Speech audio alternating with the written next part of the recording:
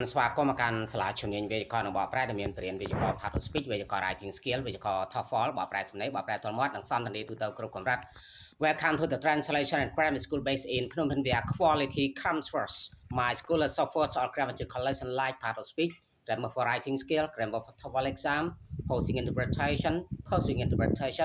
and all sorts of conversational lessons. ថ្ងៃនេះខ្ញុំនឹងបរៀនដល់អ្នកនៅបកប្រែប្រដាក់ភាគ2តទៅទៀត Today we will keep teaching everybody the posing interpretation part 2 អត្ថបទទី16 passage 16 នេះជាចំណងជើងសិស្សនិងគ្រូនឹងធ្វើការស្រាវជ្រាវឯកសារមួយចំនួនដែលតាក់ទងនឹងការវិវត្តរបស់មនុស្សអញ្ចឹងគេដាក់ថា students teachers តាមពិតកន្លែងនេះខ្ញុំចង់បញ្ជាក់អ្នកនរគ្នាកុំឲ្យមានការឆ្ងល់ព្រោះអ្នកខ្លះគាត់ comment សួរខ្ញុំគាត់ថាចុះអែនដាក់តាណាបាច់ដាក់ក្បៀសទៅតាមពិតការនិយាយការសរសេរវាខុសគ្នាត្រឹមតែ 15% ឬ 20% បើការសរសេរបើសិនជាកន្លែងនេះយើងដាក់អែនមកគឺគេដកបន្ទុកហើយ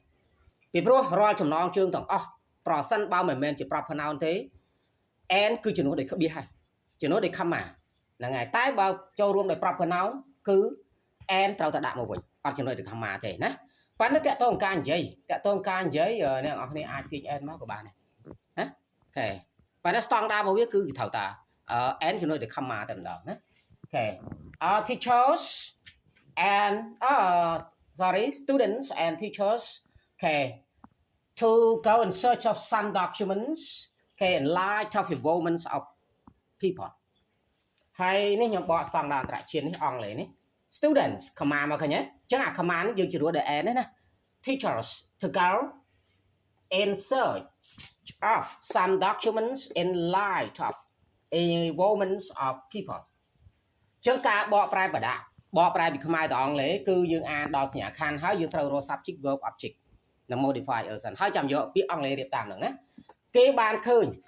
សិស្សនិងគ្រូមួយក្រុមបានធ្វើការសិក្សាស្រាវជ្រាវឯកសារសំខាន់មួយចំនួនដែលតាក់ទងនឹងការវិវត្តរបស់មនុស្សអញ្ចឹងគេថា it is seen that a group of teachers and students have gone in search of some crucial documents in light of the involvement of the people អញ្ចឹងអ្នកនរបើសិនអ្នកនររៀបអង់គ្លេសហើយមានបញ្ហាអ្នកនរមកផ្ទៀងមើលអង់គ្លេសស្តង់ដារអន្តរជាតិដែលខ្ញុំបកនេះ it is seen that a group of students and teachers have gone in search of some crucial documents in light of the involvement of the people ខ្មែរបន្តទៀតនៅក្នុងកិច្ចការស្រាវជ្រាវនេះដកគ្នាមកគេសង្កេតឃើញថាគ្រូនឹងសិស្សបានសហការគ្នាយ៉ាងស្អិតរមួតនិងមានគំនិតស្របគ្នាស្ទើរគ្រប់ចំណុចអញ្ចឹងនិយាយថា in the research task it is noticed that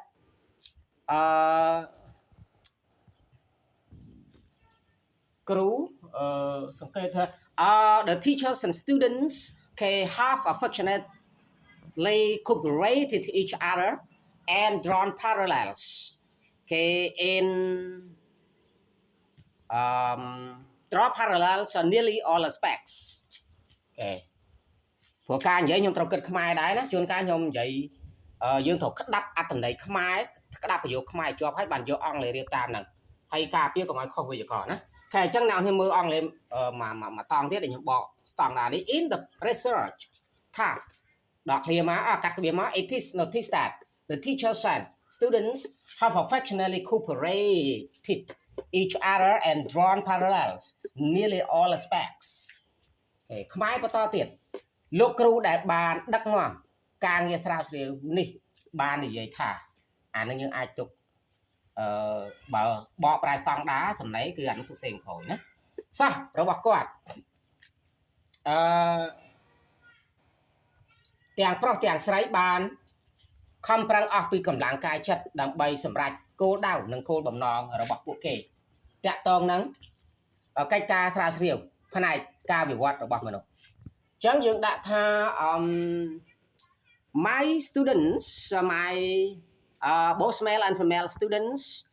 have done the best to achieve their targets and goals in light of the research work of the involvement of the persons okay ចឹង shape the male teacher okay led the research work ចឹងអ្នកនេះមើលអង់គ្លេសស្តង់ណានតរជាម្ដងទៀត my both male and female students have done the best to achieve their targets and goals related to research work of the involvement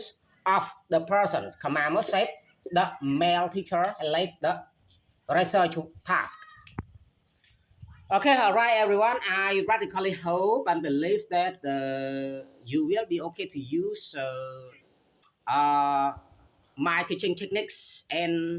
English skill to use specifically the next generation in Cambodia. Okay, because I want to love you. Okay, to get the net knowledge of English to be in yourself, and you can use this English subjects area. Okay, to become widespread around Cambodia for your work.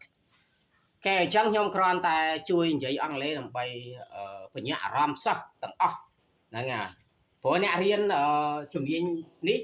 មិនត្រឹមតែសិស្សនិស្សិតទេសូម្បីតែគ្រូអង់គ្លេសឬក៏គ្រូមហាវិទ្យាល័យមួយចំនួនក៏គាត់បានធ្វើការសិក្សាដែរហ្នឹងហើយអញ្ចឹង